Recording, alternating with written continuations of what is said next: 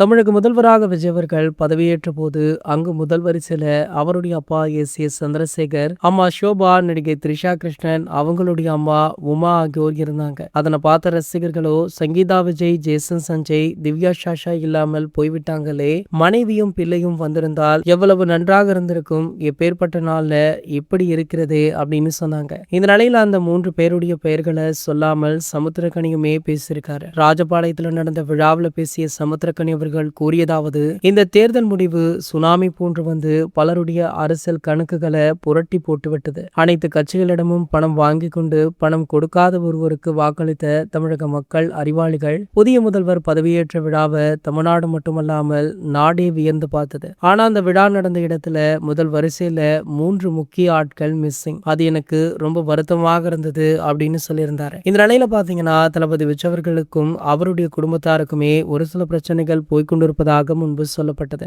அதனடுத்து பாத்தீங்கன்னா சங்கீதாவுடன் விவாகரத்து மனு சோசியல் மீடியாக்கள்ல லீக் ஆகி பெரும் சர்ச்சையாச்சு. அதன் பிறகு தளபதி விஜய் அவர்கள் அவருடைய குடும்பத்தாருடன் பேசி இந்த பிரச்சனை சுமூகமாக முடிஞ்சிருக்கா. சமீபத்துல தான் பாத்தீங்கன்னா தளபதி விஜய் அவர்களுடைய மகளான திவ்யா அவர்கள் அவரை சந்தித்து வாழ்த்தி உள்ளார் அப்படின்ற தகவல் சமூக வலைதளங்கள்ல வைரலுமே ஆகிட்டு இருக்கு. இது போன்ற செய்திகளை பத்தி நீங்க உடனே தெரிஞ்சுக்க நம்மளுடைய சேனலை மறக்காம சப்ஸ்கிரைப் பண்ணிக்கோங்க.